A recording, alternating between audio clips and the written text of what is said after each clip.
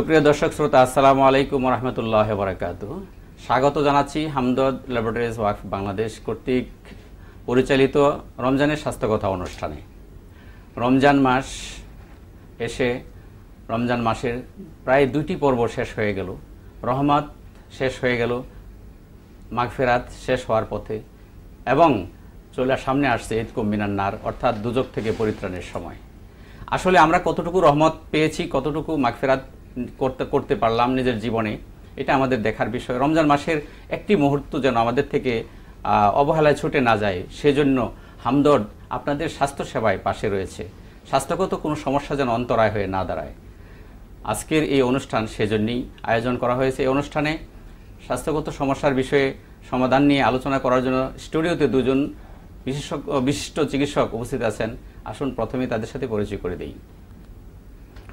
আমার সামনে ডান দিকে আছেন doctor Mannujan Lovely, senior medical officer এবং সহকারী ম্যানেজার হামদর্দ ল্যাবরেটরি ঢাকা, এবং বাঁদিকে আছেন ডাক্তার মোহাম্মদ খায়রুল আলম, বিভাগীয় প্রধান ইউনানি, হামদর্দ বিশ্ববিদ্যালয় বাংলাদেশ।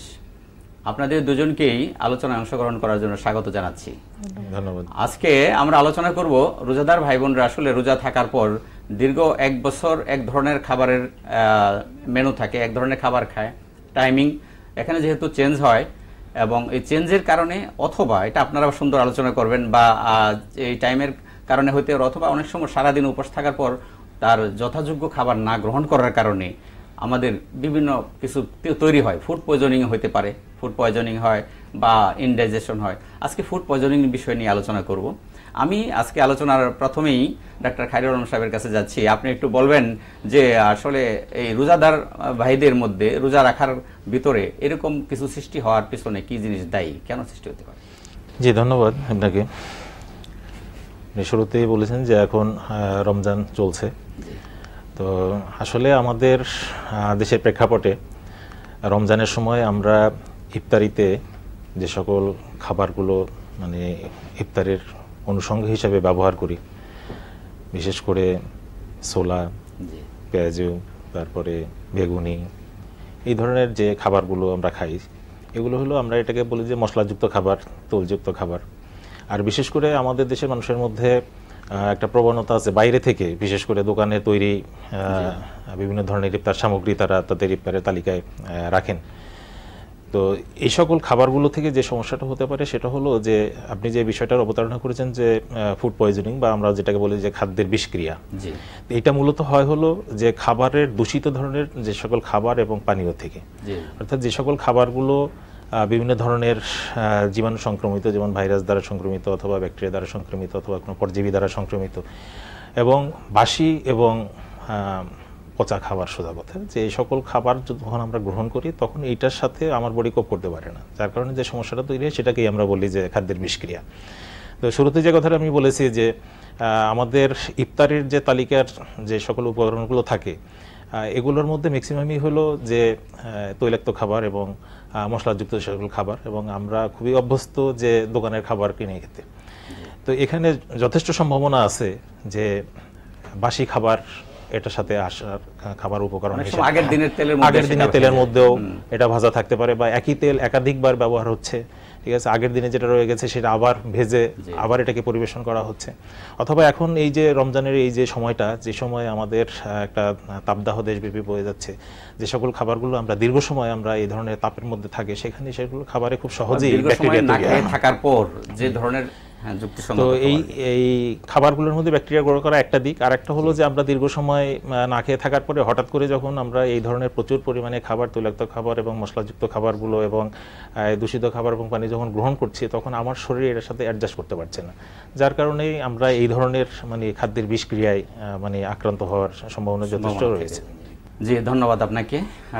আমি এবার ডাক্তার মান্নুজান লাভলি, আপনার কাছে জানতে চাবো আসলে খাদ্যের বিষক্রিয়া বা এরকম ফুড পয়জনিং হওয়ার সম্ভাবনা থেকে আমরা রক্ষা পাওয়ার জন্য কি করতে পারি? কি ধরনের খাদ্যের অভ্যাস বা চার্ট করলে, অথবা সাথে কি ধরনের খাবার খেলে আমরা সাধারণত এর হাত থেকে রক্ষা পেতে পারি? এই ব্যাপারে একটু আপনি বলবেন।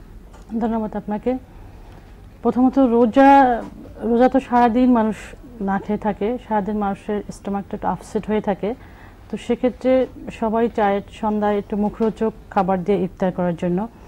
তো আমি যেটা বলবো যে মুখরোচক খাবারটা আপনি বাইরে থেকে না কিনে আপনি বাসায় যদি কোনো নিজে তৈরি করতে পারেন হাইজেনিকভাবে বা ফ্রুটস দিয়ে ইফতার করেন, সেক্ষেত্রে আপনি ফুড পয়জনিং থেকে অনেকটাই রক্ষা পাবেন। আর বিশেষ করে হামদর্দের যে রুয়াবজা দিয়ে যদি আপনি ইফতার করেন, এখানে আপনার হজমের জন্য যে ধরনের হজমি রস আছে সেটা রুয়াবজাতে সাফিসিয়েন্ট আছে, যেটা আপনার হজমটা খুব দ্রুত করবে এবং আপনার স্টোমাকটাও আপসেট থেকে রক্ষা করবে। তো রুয়াবজা দিয়ে ইফতার শুরু করেন, আর বিশেষ ধরনের কিছু ফ্রুটস যেটা আছে সেটা খান, পানীয়টা বেশি খান, বাইরের মুখরোচক খাবারটা কম খান, তাহলে পরে আপনি ফুড পয়জনিং থেকে খুব সহজেই নিস্তার পাবেন। আপনি সুন্দর একটা কথা বলছেন যে আসলে আমাদের শরীরের খাবারের যা প্রয়োজন তার সবকিছু অনেকেই যোগান দেওয়া সম্ভব না, নিতে পারে না। এক রুয়াবজার মধ্যে সব রয়ে গেছে। যদি কেউ রুয়াবজাকে তার খাবারের চাটে রাখে, মেনুতে রাখে, তাহলে তার এই সমস্ত পসিবিলিটি থেকে সে রক্ষা পেতে পারে, সব ধরনের ফুড পয়জনিং থেকে সে রক্ষা পেতে পারে, এবং সাথে সাথে সে এনার্জিটাও পাচ্ছে। সারাদিন রোজার যে ক্লান্তি, সে তৃষ্ণাটা, সেটা সে সাথে সাথেই পাচ্ছে। তো সেক্ষেত্রে রুয়াবজাটার সাথে সাথে যদি আপনি ইফতারের সময় পান করেন বেশি করে, বিশেষ করে সেহরির সময় বা তারাবি নামাজ পড়তে যাওয়ার আগে বা পরে রুয়াবজা খেলে সাথে সাথে আপনি একটা হজমের একটা সহায়ক উপাদান পাচ্ছেন, বিশেষ করে আপনার ক্লান্তি দূর হচ্ছে। তাহলে রুয়াবজাটা আসলে শুধু একটা কোমল পানীয় না, শুধু এটা একটা ঔষধি মানে উপাদান, এটার মধ্যে অনেক ঔষধি উপাদান আছে। আপনি যা বলতেছেন যে আসলে ফুড পয়জনিং এর মতো একটা বিষয়কে সে সুযোগ হতে দিচ্ছে না এবং সব ডাইজেস্টিভ সিস্টেমকে সে স্ট্রং করতেছে, এটা ঔষধি গুণ সম্পন্ন একটা ব্যাপার। জি ধন্যবাদ, গুরুত্বপূর্ণ কথা আলোচনা করছিলেন। সময় হলো একটি বিজ্ঞাপন বিরতির। সুপ্রিয় দর্শক, দেখছিলেন হামদর্দ কর্তৃক আয়োজিত রমজানের স্বাস্থ্য কথা অনুষ্ঠান। গুরুত্বপূর্ণ আলোচনা চলছিল। যাচ্ছি এখন বিজ্ঞাপন বিরতিতে। কোথাও যাবেন না, আমাদের সাথেই থাকুন।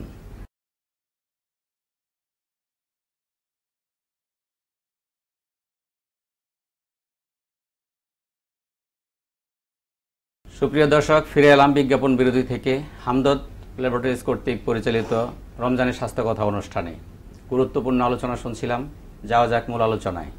জি, আমি এবার যাচ্ছি ডাক্তার খায়রুল আলম সাহেব আপনার কাছে, যে আসলে আমরা জানতে চাচ্ছি রোজাদার ভাই বোনদের উদ্দেশ্যে আপনি একটু বলবেন যে ফুড পয়জনিং হওয়ার থেকে রক্ষা পাওয়ার জন্য উনি খুব সুন্দর একটা জিনিস আনছেন, যে রুয়াবজা।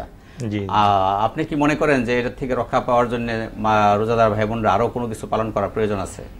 হ্যাঁ, যে প্রথমত তো আমরা তো শুরুতে যে কথাটা বলেছি যে ফুড পয়জনিং এর কারণের মধ্যে যে বিষয়গুলো এসছে, যে ধরনের খাবারের অভ্যস্ততা এবং যে সকল উৎস থেকে আমাদের জীবাণু সংক্রমণের যে সকল সম্ভাবনাগুলো আছে, সেই জায়গাগুলো তার কারেকশন করতেই হবে। পাশাপাশি কিছু মেডিকেশন যদি আমরা করতে পারি, যেমন আমাদের হামদর্দ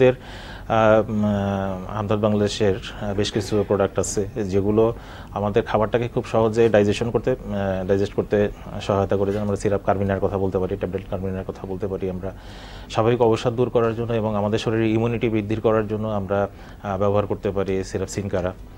তো পাশাপাশি খাদ্যাভ্যাসের পাশাপাশি এবং সতর্কতার পাশাপাশি যদি আমরা আমাদের এই সকল ওষুধগুলোকেও আমরা যদি তাদের তালিকাভুক্ত করতে পারি, যে বিশেষ করে কার্বিনাটা ডাইজেশনের জন্য খুবই উপকারী। বিশেষ করে যে ধরনের খাদ্যাভ্যাস আমাদের হয় এবং সারাদিন মানে এমটি স্টোমাকের পরে, খালি পেটের পরে আমরা যে সকল খাবারগুলো গ্রহণ করি, এগুলোর জন্য সহজে হজম হতে পারে।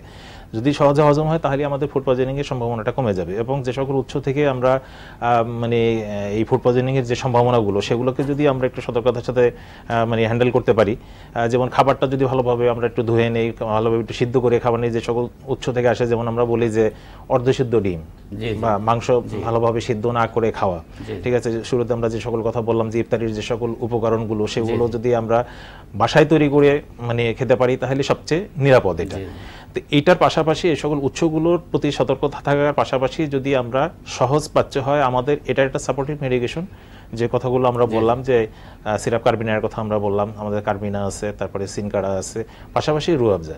এবং এই সকল মেডিসিনগুলো শুধুমাত্র যে আমাদের ডাইজেশন হেল্প করে তা না, একই সাথে তারা আমাদের ডাইজেস্টিভ সিস্টেমটাকেও টোন আপ করে, যার কারণে আমাদের প্রত্যেকটা সিস্টেম খুব স্টেবল থাকে এবং তারা স্ট্রং থাকে, এবং আমাদের শরীরের যে রোগ প্রতিরোধ যে ক্ষমতাটা, যেটাকে আমরা ইমিউন সিস্টেমটা বলি, ইমিউন সিস্টেমটা টোন আপ হওয়ার সাথে সাথে শরীর নিজেই মানে ছোটখাটো যে সকল সমস্যা হওয়ার সম্ভাবনা থাকে এগুলোকে প্রোটেক্ট করতে পারে। আমরা তো রোজা তো সংযমের মাস, আপনি কি মনে করেন যে রোজাদার ভাই বোনরা খাওয়ার মধ্যে কিছু সংযম করা উচিত? যে একাধারের ইফতারির সময় আমরা অনেক সময় বেশি খাবার নিয়ে নিই, ইফতারি তো আসলে একটা ব্রেকফাস্ট অর্থাৎ নাস্তার সমতুল্য হওয়া উচিত।